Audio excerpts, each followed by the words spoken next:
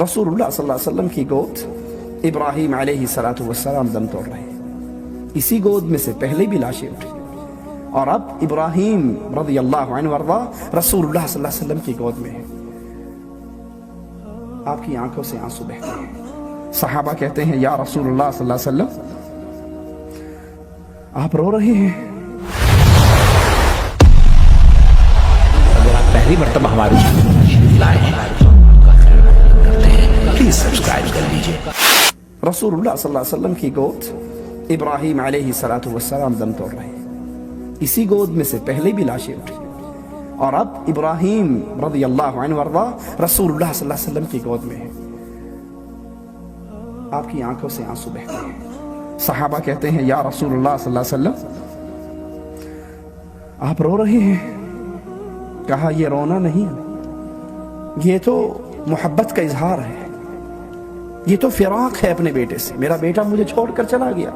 कहा इब्राहीम तेरी जुदाई के अंदर हम गमनाक हैं, तेरी जुदाई के अंदर हम गमगीन हैं, लेकिन जुबान से वही कहेंगे जिससे अर्श वाला राजी होगा। इन्ना लिल्लाहि व इन्ना इलैहि राजिऊन। अल्लाह के नबी की गोद के अंदर आपका बेटे फौत होते हैं, लेकिन रसूलुल्लाह सल्लल्लाहु अलैहि वसल्लम उनको ना रोक सके।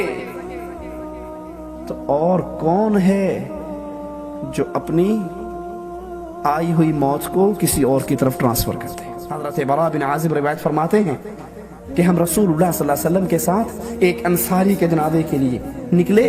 हम कब्र के करीब बैठ गए। अल्लाह के नबी अलैहिस्सलातु वस्सलाम के हाथ के अंदर आसा है, लकड़ी है। आप अपने सहाबा से कहते हैं मेरे सहाबा इस कब्र के अज़ाब से अल्लाह की पनाह मांगो, इस कब्र के अज़ाब से अल्लाह की पनाह मांगो। आप रोए और सबको रुलाया। कहा या इख्वानी लिमिस्ली हाज़ा फ़अइद, ऐ मेरे भाइयों इस कब्र के लिए तैयारी कर लो, इस कब्र के लिए इस दुनिया के अंदर कुछ करके जाओ, क्योंकि ये सफर बिल आखिर होना है। और हालत क्या होगी जो ही मोमिन बंदे का ये आखिरत का सफर शुरू होगा, जहां तक उसकी निगाह जाती है हसीन सूरत के अंदर फरिश्ते आकर बैठ जाएंगे, जहां तक उसकी निगाह जाती है। फिर आखिर में मौत का फरिश्ता आएगा, इसके सरहाने पर बैठेगा और इसे क्या कहेगा, या अय्यतुहन नफ्सुत तय्यिबा, या अय्यतुहन नफ्सुल मुतमइन्ना, अल्लाहुम्मा जअलना मिनहुम व मअहुम व फीहिम। अल्लाह हमें उन खुश नसीबों में शामिल फरमाना। ए पाकीज़ा रूह, ए पाक रूह, ए तय्यब रूह, ए बेहतरीन रूह, बाहर निकल, उखरिजी इला रब्बिक, अपने रब की तरफ चल, रादिन अन्क गैर गज़बान, और तुझे खुशखबरी सुनाते हैं चल अपने रब की तरफ चल, तेरा अल्लाह तुझसे राजी है, तुझ पे बिल्कुल भी नाराज नहीं है। इसको रूह निकलेगी। आयशा रज़ियल्लाहु तआला अन्हा फरमाती हैं मिशकीज़ा के अंदर, मिशकीज़ा समझते हैं ना, चमड़े का जिसमें पानी भरा जाता है, मिशकीज़ा के अंदर फुल पानी भरा हुआ हो और उसका मुंह अचानक खोल दो तो वो पानी कैसे छलांग मार के बाहर आता है। कहा मोमिन इंसान की रूह इसी तरह निकलेगी। फरिश्ते जन्नत के बेहतरीन लिबादे उसके अंदर लिपटी हुई उसको लपेट लेंगे, बेहतरीन लिबास, बेहतरीन खुशबू, जन्नत की खुशबू, और एक फरिश्ते से दूसरे फरिश्ते के हाथों में होती हुई ये आसमान की तरफ बुलंद होगी। जमीन व आसमान का ये मंतका खुशबुओं से भर जाएगा। आसमान से उतरने वाला हर फरिश्ता मुबारकबाद देकर कहेगा मुबारक हो, किसकी रूह लेकर जा रहे हो। तो इस आदमी का जो सबसे प्यारा नाम दुनिया में लिया जाता था, वो नाम लेकर फरिश्ते कहेंगे फुला इब्ने फुला की रूह है, फुला इब्ने फुला की रूह है। आसमान की तरफ बुलंद होगी, उसको अल्लाह के मेहमानों में, अल्लाह के प्यारों में, अहले जन्नत के अंदर लिख दिया जाएगा। क्योंकि इसी मिट्टी से अल्लाह ने हमें पैदा किया और लिखने के बाद रूह को दोबारा इसी कब्र में लौटा दिया जाएगा। और मालिक ऐलान फरमाता है मैंने तुम्हें इसी से पैदा किया, मैं तुम्हें इसी में लौटाऊंगा, मैंने तुम्हें क़यामत के दिन फिर जब दोबारा उठना है तो इसी मिट्टी में से तुम निकाले जाओगे। इसको कब्र में लौटाया जाएगा, इसके पास दो फरिश्ते आकर बैठेंगे, इसको उठाएंगे और इससे सवाल करेंगे मन रब्बुक, मन नबियुक, मा दीनुक, तेरा रब कौन है, تیرا مشکل کشا، حاجت روا، مدد کرنے والا، رزق دینے والا، اولاد دینے والا، شفا دینے والا کون ہے؟ تیرا نبی کون ہے؟ تو کس کے طریقے کی نماز پڑھتا رہا، کس کے طریقے کا روزہ رکھتا رہا، کس کے طریقے کا حج کرتا رہا، کس کے طریقے کی شکل و صورت اپنائی؟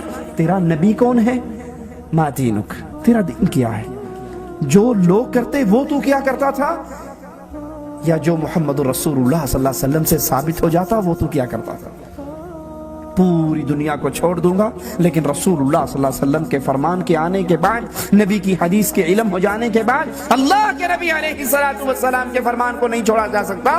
یہ سوال ہوں گے، مومن بندہ فوراً کہے گا ربی اللہ، میرا مشکل کشا، حاجت روا، مدد کرنے والا، رزق دینے والا، اولاد دینے والا، شفا دینے والا، مصیبتیں ٹالنے والا، مجھے بری کرنے والا، میرا دستگیر، پنجتن پاک، میرا پالنہار۔ ہم نے تو یہ سارے نام پیروں کو دے رکھے نا، یہ پنجتن پاک کے نام ہے، پنجتن پاک دستگیر ہے، پنجتن پاک مددگار ہے، پنجتن پاک غوث اعظم ہے، یہ 5 محمد، علی، حسن، حسین، فاطمہ، یہ پنجتن پاک سارے کام کرتے ہیں۔ مومن بندہ کہے گا نہیں، میرا مشکل کشا، حاجت روا، غوث اعظم، بگڑی بنانے والا، میری دنیا کے، میری زندگی کے، میری آخرت کے ایک ایک عمل کو ٹھیک کرنے والا، ایک ایک عمل پہ اپنی رحمت سے اسے قبول کرنے والا، میرے رزق میں کشادگی کرنے والا، جس کے لیے میں سجدے کرتا، جس کے لیے میں رکوع کرتا، جس کے لیے نظر دیتا، جس کے لیے نیاز دیتا، جس کے سامنے پیشانی کو جھکاتا، وہ صرف ایک ربی اللہ، اللہ میرا رب ہے۔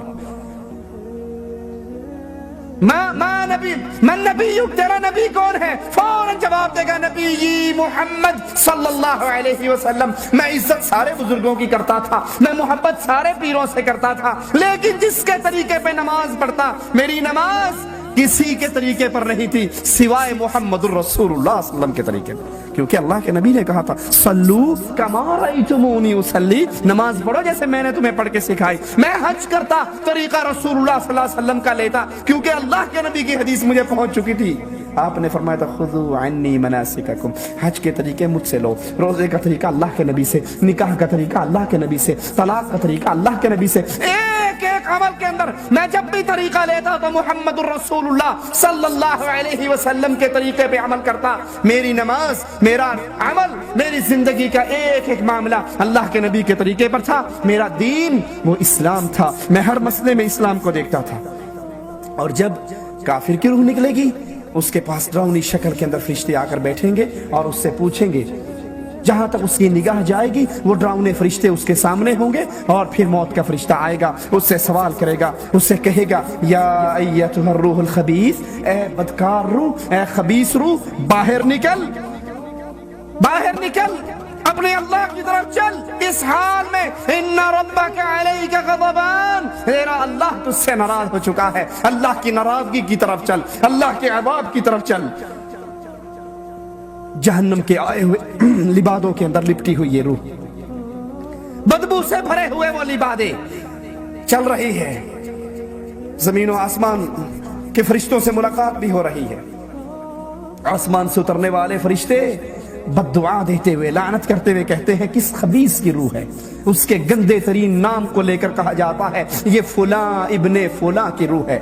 ان کے لیے، ایسی روحوں کے لیے آسمان کے دروازے نہیں کھلتے، ان کو اہل نار میں لکھ دیا جاتا ہے۔ زمین پہ روح پلٹائی جاتی ہے تو فرشتے اس کے پاس پہنچتے ہیں، اٹھا کر بٹھاتے ہیں، پوچھتے ہیں من ربک، تیرا رب کون؟ وہ کہتا ہے ہاں ہاں لا ادری، میں نہیں جانتا، جس کو لوگ کہا کرتے تھے میں اسی کو مشکل کشا مان لیا کرتا تھا۔ من نبیک، تیرا نبی کون؟ وہ کہے گا میں نہیں جانتا، جس کو لوگ کہا کرتے تھے ٹھیک ہے میں بھی اسی طریقے پہ چلتا تھا۔ ما دینک، وہ کہے گا ہاں ہاں لا ادری، مجھے تو دین کا بھی نہیں پتا۔ لوگ کہتے تھے جو جہاں لگا ٹھیک لگا، میں بھی کہتا تھا جو جہاں لگا ٹھیک لگا، ایسے کر لو تب بھی ٹھیک ہے، ایسے کر لو تب بھی ٹھیک ہے، 2 + 2 4 بھی ٹھیک ہے، 2 + 2 5 بھی ٹھیک ہے، 2 + 2 6 بھی ٹھیک ہے، جو جہاں لگا ہے، چوری کر رہا ہے وہ بھی ٹھیک ہے، زنا کر رہا ہے وہ بھی ٹھیک ہے، جو جہاں لگا ہے، جو جہاں لگا ہے بالکل ٹھیک لگا، مجھے تو پتا ہی نہیں۔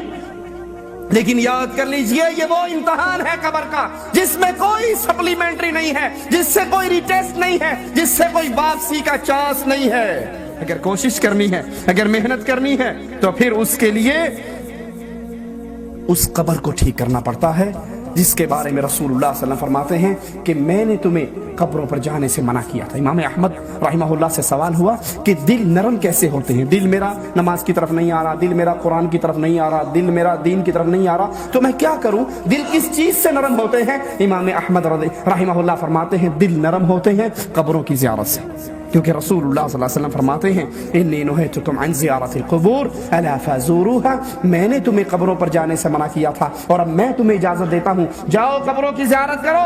کیوں؟ فإنها تذکرکم الآخرہ، کہ قبر پر جانے سے انسان کو اپنی موت یاد آتی ہے۔ یہاں قبر پہ جانے سے مراد دربار نہیں ہے، درگاہیں نہیں ہیں، خانقاہیں نہیں ہیں، وہ ٹوٹی پھوٹی قبریں جہاں آپ کو مجھے یقین ہو کل کو میں نے یہاں آ کر دفن ہونا ہے۔ اللہ سے دعا ہے اللہ ہمارے دل کے اندر اپنا تقوی، اپنا خوف پیدا فرما دے، اللہ ہماری زندگی ایسی بنائے اور اس حال میں ہمیں اپنے پاس بلائے کہ ادھر ہماری موت ہو، ادھر ہماری روح نکل رہی ہو، ادھر ہمارے گناہوں کو معاف کر کے اللہ مالک ہمیں